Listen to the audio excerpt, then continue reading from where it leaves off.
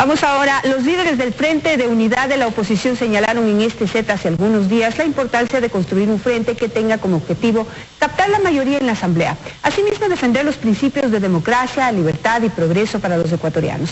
Aquí un extracto de esos planteamientos. Quienes estamos en esta unidad, lo primero que hemos hecho es renunciar a candidaturas presidenciales. Las candidaturas presidenciales ni siquiera se hablan. Lo que estamos dando prioridad es paso a paso, con tranquilidad, haciendo el análisis de cómo vamos a resolver primero los temas de la gente. Porque fíjese usted, el próximo gobierno se va a encontrar con grandes problemas en lo económico y en lo político y en lo social. Y en ese marco es necesario construir una propuesta de gobernabilidad. Esta unidad sigue abierta, sin condicionamientos que no sean la coincidencia en 3 puntos fundamentales: rescate de la democracia, rescate de la libertad y rescate de un país que tiene que hacer del buen vivir una realidad que se siente en el bolsillo, en el estómago, en el espíritu de los ecuatorianos.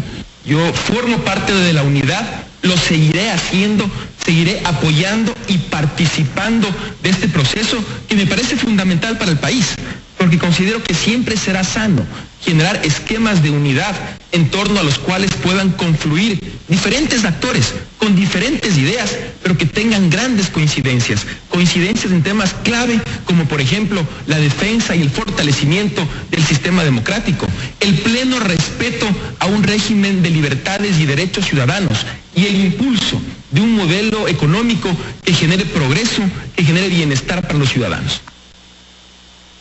Bueno, ahí tenemos algunos de los principales pensamientos de los miembros de la unidad de la oposición. Y tengo conmigo a Paola Pavón, que es la coordinadora de la política del Gobierno Nacional. Paola, muy buenos días.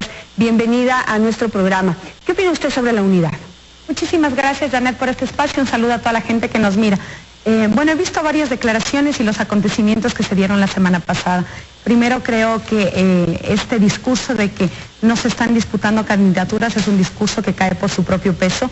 Creo que el haberse generado la misma semana una pugna entre dos distintos sectores, tanto de la derecha como la izquierda, da cuenta que precisamente lo que menos les junta es un proyecto de país, un proyecto de nación, sino intereses particulares e individuales, sino cómo entendemos la postura de Lasso versus Nebodo, cómo entendemos la postura de Lourdes Tibán versus Fanny Campos, o Salvador Quispe versus Marcelino Chumpín. Yo lo entiendo como parte de la democracia, Paola, ¿no? ¿Usted no? Mire, yo creo que cuando existen posturas tan antagónicas, me refiero ideológicamente, sin duda la disputa son candidaturas. Yo me pregunto cuál va a ser la postura de consenso entre dirigentes que vienen de un proyecto aparentemente de izquierda como Fanny Campos y Jaime Nebot. Me pregunto cómo se puede generar un proceso de alianza entre quienes defienden los sectores empresariales de la banca cuando se ha cuestionado durante muchísimos años el rol de estos sectores frente a la distribución de la riqueza. Entonces creo que durante el 2015 el planteamiento de no al proyecto de enmiendas, no a la reelección de Correa, no le permitió a estos sectores de oposición poder construir una propuesta. A diferencia de nosotros, hemos planteado una hoja de ruta de enero a abril, donde vamos a construir con ideas, con la ciudadanía, este nuevo plan de trabajo que queremos plantearle al país desde el 2007 al 2021. Hemos hecho muchísimo, Janet. Estos 9 años nos han permitido demostrarle al país que con los recursos bien administrados, porque parecería que solamente el boom petrolero nos permitió hacer bien las cosas, sobre todo la excelente administración que hemos hecho durante estos 9 años nos ha permitido crecer como país, y creo que la verdadera democracia son precisamente este cambio que hemos hecho en todo lo social, en la educación, en la salud, que es lo que finalmente termina liberando a los pueblos. Paola, después de 9 años de tener todos los recursos que ustedes tuvieron, de haberse endeudado como se endeudaron, estamos en crisis. ¿Cómo pueden defender un éxito del modelo?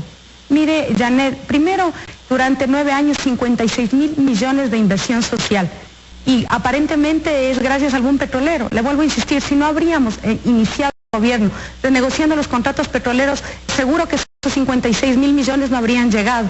Mire, yo he escuchado a actores de la oposición diciendo que este modelo es insostenible. Insostenible era seguir redistribuyendo pobreza.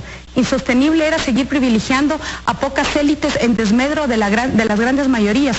En estos 9 años, 1,5 millones de pobres han salido de condiciones de pobreza. Eso es lo que le hemos ofrecido durante estos años como Revolución Ciudadana. Usted señala el tema de la deuda y me parece importante traerlo a colación. Primero, que estamos dentro de la norma constitucional, no es el gobierno de mayor endeudamiento. Sí, le puedo señalar que durante el gobierno con mayores recursos, entonces no justificaba que se endeuden en la medida que se han endeudado y sobre todo pagando los intereses que están pagando. Mire, Janet, le puedo señalar los distintos gobiernos que han pasado, el gobierno de Sixto Durán Ballén, el gobierno de Yamil Maguad, le puedo señalar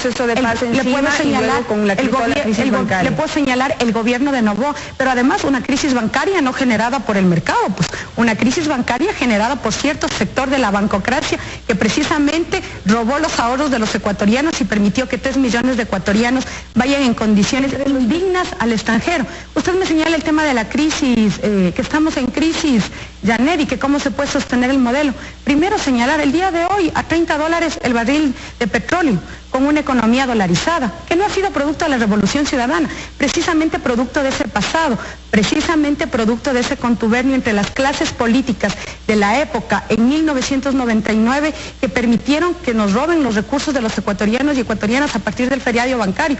Yo no me puedo olvidar la devaluación que hicieron del sucre antes de tomar la medida de la dolarización. O no nos acordamos que el cambio en ese momento era 5.000 sucres y lo tuvieron que hacer a más de 25.000 precisamente para licuar las deudas de la banca privada. Entonces, ese pasado... ¿Hasta cuándo vamos a hablar de la crisis bancaria? Ya ustedes llevan 9 años en el gobierno, discúlpenme, pero ya son parte del pasado. Janet, ya tenemos que hablar de los 9 años. Ya el pasado ya está devengado todo. Pero Janet, ¿por qué es importante la crisis bancaria? Porque precisamente esa crisis que nos llevó a ser una economía vulnerable por la dolarización es la que ahora pretenden defender señalando que no han tenido responsabilidad en el pasado. ¿Por qué? Porque es importante que la ciudadanía pueda confrontar los modelos, porque eso es lo que está en juego. Aquí sí hay una propuesta ideológica, pues mientras los sectores de derecha, no en una alianza, sino en una fanesca de intereses, pretenden plantearle al país una vía sin salida, volver al neoliberalismo, poder desbancar todo el modelo social que hemos construido durante estos 9 años. Todo el avance que hemos hecho parecería que ha pasado una hoja en blanco, Janet. Hemos logrado el cambio de la matriz energética, estamos apostándonos al cambio de la matriz productiva. La revolución del conocimiento es un hecho, 14.000 becarios fuera del país que no le van a beneficiar a la revolución ciudadana, que van a venir a transformar este país. Paola, que van a venir y no van a encontrar trabajo. Un cambio en las universidades, hoy les han quitado recursos a 14 y de 5 están congelados los recursos. Es decir, la revolución llegó hasta aquí. Mientras tuvieron dinero, hubo revolución. Pero ahora que se acabó el dinero, vamos a ver cómo se desenvuelven. Qué buena la pregunta que usted me hace. En el 2015, el año pasado, recibimos 0 de ingreso petrolero. No subimos... Pero viven a costa de los impuestos. Mire, yo sí quiero... A costa de los impuestos, qué bueno que me toca el tema, porque somos el país con la segunda carga tributaria en la región. Y le puedo señalar que durante el gobierno de la Revolución Ciudadana hemos suprimido una serie de impuestos. Lo que hemos hecho, Janet, y no le quieren decir a la gente que durante estos años hemos recaudado 700 veces más a la gente que no pagaba impuestos, porque hoy estamos combatiendo los paraísos fiscales que están en el extranjero. Los que pagan impuestos, los que pagamos impuestos, pagamos. Ya no damos más, Paola. Y yo me pregunto, ¿cuántos impuestos han incrementado ya este año? ¿Cómo montan un modelo en base a impuestos? ¿Cómo montan un modelo en base a impuestos cuando este año no hay trabajo, se va a vender menos, se va a recaudar menos impuestos? Mire, Janet, mire, Janet, el cuestionamiento que usted hace. El precio del barril del petróleo, tenemos economía dolarizada, la liquidez depende de los dólares que puedan ingresar. ¿Se imagina usted si no habríamos asumido la responsabilidad que tiene un costo político de poder hacer lo que nunca se ha hecho en el país, un pacto fiscal que nos permita a los ecuatorianos y ecuatorianas de manera solidaria a través de los impuestos redistribuir la riqueza? Si precisamente el impuesto lo que permite es que los que menos tienen, puedan acceder. El concepto está bien. La irresponsabilidad si este año van a recaudar menos impuestos, ¿cómo van a sostener el modelo? Mire, primero hemos presentado un presupuesto a la Asamblea Nacional que es un presupuesto adecuado, hemos tratado de ajustar a las condiciones externas, que también es importante señalar, si la crisis no la hemos generado nosotros, todo Todos los países están viviendo en este momento una situación compleja por la baja del precio del barril de petróleo, y más nosotros que dependemos en una economía dolarizada, que no podemos devaluar moneda como puede hacer Colombia o como puede hacer Perú. Mire, hemos tomado medidas importantes, la ley de alianzas público-privadas. Para nosotros es fundamental levantar este año una serie de alianzas que nos permitan dinamizar, porque nuestra prioridad sin duda es el empleo. Siguen insistiendo que las salvaguardias han sido una dificultad para los sectores empresariales. Lo que no se pone sobre la balanza es cuántos empleos protegieron esas salvaguardias. ¿Y cuántos se perdieron ahora? Medidas como estas, Janet, medidas como estas nos permiten solventar la crisis. No espere que con este precio del barril del petróleo, que con economía dolarizada, sin poder devaluar, no nos mojemos en el temporal, tal como dice el presidente de la República. Lo importante es tener la posibilidad de salir. Crisis habría sido que nos suban el precio de la gasolina, que nos suban el precio del gas, que nos suban el precio de las tarifas eléctricas, que el Fondo Monetario Internacional, para darnos un crédito como pasaba en el pasado, nos imponga las condiciones. Eso es lo que no está en juego en este modelo. Por lo tanto, Janet, en el 2015, con cero ingreso petrolero, seguimos haciendo escuelas, seguimos construyendo hospitales, seguimos avanzando. Perfecto. Mire, mientras... Sí, quisiera avanzar en otros temas. Creo que está clarísima esa posición. A partir de hoy empieza la reunión de la CELAC, de esta organización que intenta como consolidarse a nivel regional, luego de reemplazar al Grupo de Río y tratar de alguna manera de compensar lo que la OEA consideran que no hace. Sin embargo, desde el 2010 están intentando hacer algo, pero no han logrado hacer nada. ¿Qué es lo que se espera de esta reunión en concreto hacia el futuro? Mire, yo creo que el no hacer nada nos vuelve a esa hoja en blanco que les señalaba hace un momento. Creo que hemos avanzado mucho. Generar otros organismos de integración, otros organismos de cooperación ha sido precisamente nuestra propuesta. Creo que antes tener la mira únicamente en el norte no nos permitía hablar de una soberanía, y desde los propios modelos de los países latinoamericanos plantearle al mundo una nueva visión, y estos nuevos modelos que democráticamente han sido elegidos por sus pueblos en los distintos países. Hoy tenemos casi confirmado 20 presidentes y presidentas, jefes de Estado, que vendrán el día de hoy a discutir sobre la nueva dinámica. Y mire, creo que los temas económicos, que sin duda no afectan solamente a Ecuador, afectan a una serie de países en la región, estarán colocados. Por lo tanto, creo que esta cumbre, al igual que el resto de cumbres que han ido fortaleciendo la integración, son fundamentales para cumplir ese objetivo. En otro tema importante de la política, y voy rápidamente porque ya nos quedamos mucho tiempo en la parte económica, pero yo sí quisiera hablar de cuál es el futuro de Fernando Bustamante. Y me dirijo a este caso porque realmente ahí está el cuestionamiento que les hacen al Grupo de Alianza País de no respetar la libertad de pensamiento y la libertad de expresión de sus propios miembros. Como si dentro de su propia organización no pueden respetar la diferencia de pensamientos, esperan que en el resto del país les creamos que nos respetan la libertad de pensamiento y expresión. Mire, hemos venido durante 9 años desarrollando una propuesta. Durante estos 9 años, los medios de comunicación y los distintos sectores sociales y políticos han planteado sus pensamientos. Por lo tanto, creo que está por demás señalar este proceso democrático que impulsamos. Mire, nosotros tenemos una serie de propuestas, ideas y pensamientos al interior de una organización política. Somos en este momento, en la bancada de Alianza País, 100 legisladores. De esos 100 legisladores hay 100 puntos de vista diferentes. ¿Cuál es la diferencia entre organizaciones que no tienen una posibilidad de ser una fuerza nacional versus Alianza País? Precisamente que somos una organización democrática que tiene reglas del juego. Y parte de las reglas del juego es el debate, la discusión, pero cuando se toman posturas dentro de la organización es precisamente asumir, porque hay instancias. Mire, en el caso de Fernando Bustamante que usted me plantea, le quiero señalar que la sanción de la Comisión de Ética, que le compete además a la organización política, estuvo clara. Fernando no asumió la sanción. Yo soy un caso que fue discutido hace más de 2 años. Lamentable y vergonzoso, ¿no? Mire, yo decidí asumir la sanción. Yo decidí quedarme en la organización política en la cual creo que las propuestas que se plantean de manera integral han transformado este país, y decidí asumir la sanción. Y traicionar sus principios, Paola. Mire, la diferencia es que yo no he dejado de pensar como pienso y sigo levantando mis luchas desde los espacios que yo tengo, tanto como funcionaria pública, como militante y como defensora de los derechos de las mujeres. Pero mire, el momento en que Fernando Bustamante, primero, Comité de Ética, no asume la sanción, porque no asumió la sanción de manera integral, es que la organización política está pidiendo la presidencia de la Comisión de Relaciones Internacionales. Aquí hay un tema de confianza, es lo que no quieren plantear. ¿Sabe usted, Janet, quién elige el presidente de la comisión? Eligen los miembros de la comisión en un voto de confianza. Fernando Bustamante recibió la presidencia de la comisión por la confianza de sus miembros y de sus compañeros.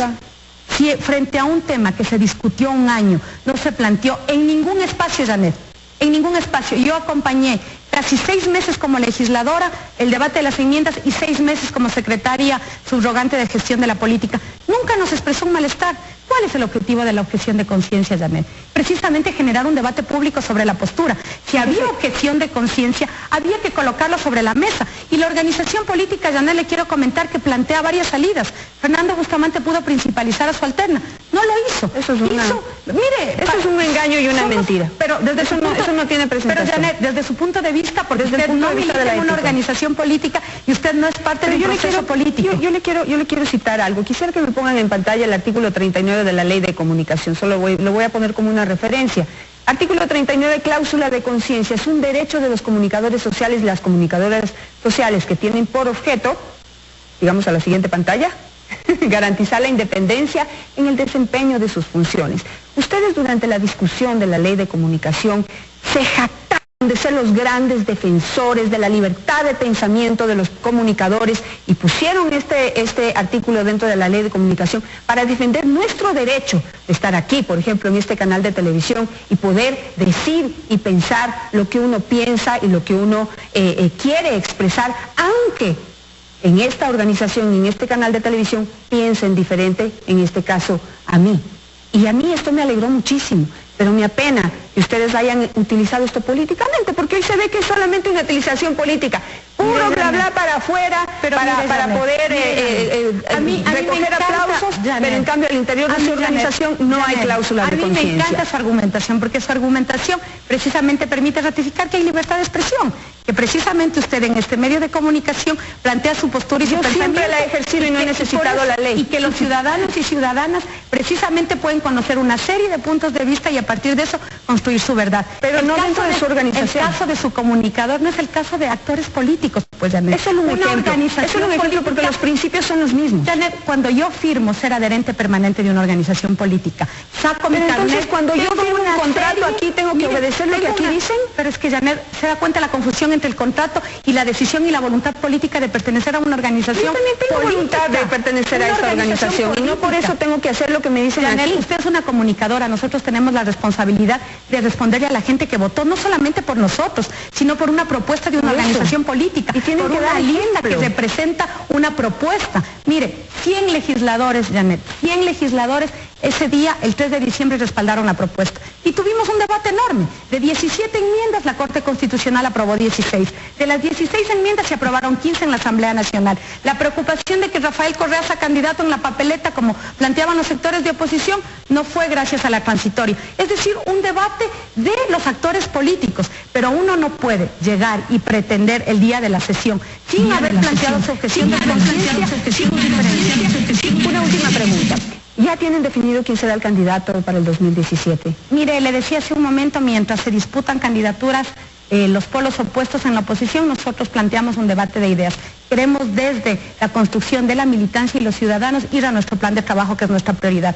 Sin duda hay dos opciones, hay varios candidatos y candidatas que tienen legítimas aspiraciones, que además el presidente los ha mencionado. Pero creo que dos opciones reales son Lenín Moreno, Jorge Glass también, que ha hecho una transformación en el cambio de la matriz energética productiva, y creo que esto nos permite a nosotros, Janet, democráticamente, mire, en democracia poder definir con el reglamento interno de Alianza País, con nuestro estatuto, con el código de la democracia, generar un proceso que nos permita a los militantes de la mejor opción. Lo más fácil habría sido candidatizar a Rafael Correa. Nosotros hemos asumido el reto que en el 2017 queremos que Alianza País pueda, con la confianza de la ciudadanía, con la carta de presentación que tenemos, con lo que hemos hecho, con la transformación de este país, decirle que todavía este país puede seguir mucho más adelante. Lo que sí les va a quedar difícil es tener una asamblea tan fuerte como la han tenido hasta hoy.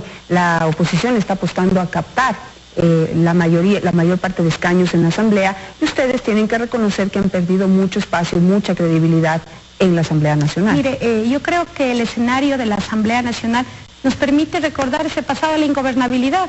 Un gobierno por un lado, una asamblea boicoteando. Mire el escenario en Venezuela, pero así es la democracia. Y creo que los ciudadanos y ciudadanas son los que tienen que optar. ¿Cuál será nuestro mensaje? Nuestro mensaje es 2017-2021 gobernabilidad. Necesitamos una asamblea que pueda trabajar, que no quiera boicotear, que no quiera archivar leyes, que no quiera simplemente señalar que este modelo no ha avanzado. Tampoco que sea levantamanos y que no les digan borregos. Mire, y a mí... Porque eso da vergüenza, Paola. A usted le da vergüenza. Sí, mucha. Mire, a mí me permite señalar que esta Asamblea Nacional es la asamblea donde más disciplina ha habido, disciplina partidista. Aquí no hay un hombre del maletín que va comprando votos, pues. Aquí no va a encontrar asambleístas que se vendan por un plato de lentejas, por un voto, como pasaba en el antiguo Congreso Nacional, cuando yo era legislador y podía tramitar cargos, podía tramitar presupuestos y podía poner a disposición mi voto. Esa no es la Asamblea Nacional de ahora. Posiblemente no es el antiguo Congreso que algunos sectores pretenden devolvernos. Yo lo que le quiero decir a la ciudadanía es que hay una opción: seguir construyendo este país, seguir avanzando, y para eso nosotros también nos hemos puesto como objetivo lograr esa mayoría en la Asamblea Nacional. Tendremos que trabajar fuerte, tendremos que trabajar duro, pero esa es la ventaja de tener una organización nacional, porque somos la única fuerza nacional que está sentada en todas las parroquias, en todos los cantones y a nivel nacional. Paola, muchísimas gracias por estar esta mañana aquí, por esa apertura. Yo sí le agradezco mucho la apertura para poder discutir todos los temas, pero quiero decirle algo: yo sí sueño para las próximas elecciones con tener una Asamblea Nacional que no se vaya a los extremos, porque en realidad teníamos antes un Congreso Nacional que no dejaba gobernar. Eran esperando la coima o el hombre del maletín o lo que sea, no podemos negarlo, era un Congreso vergonzoso. Pero por otro lado, ahora tenemos una Asamblea Nacional que solamente se alinea y levanta las manos y no respeta sus pensamientos y no respeta sus decisiones y no respeta sus principios. Yo quisiera que ojalá podamos tener hombres y mujeres que vayan a la Asamblea Nacional que puedan llegar a ese punto medio, en donde lo que primero valga sean los principios y la ética de cada uno, antes incluso de un interés o un proyecto Yo partidista. sueño una asamblea en donde los intereses colectivos primen antes que los individuales. Gracias, Janet. Bueno, nos vamos a un corte comercial y ya regresamos para hablar de la guerra del CENEPA, que recordamos 21 años de aniversario el día de hoy.